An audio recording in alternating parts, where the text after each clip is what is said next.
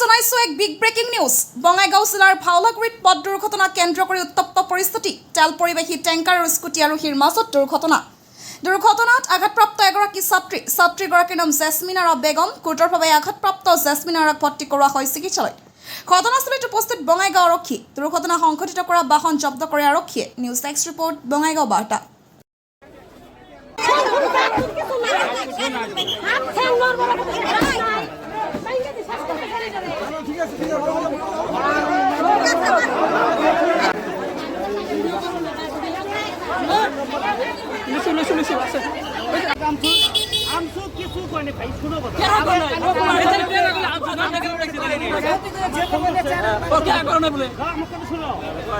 सब जगह हम छोड़ो पिना सब जगह हम छोड़ो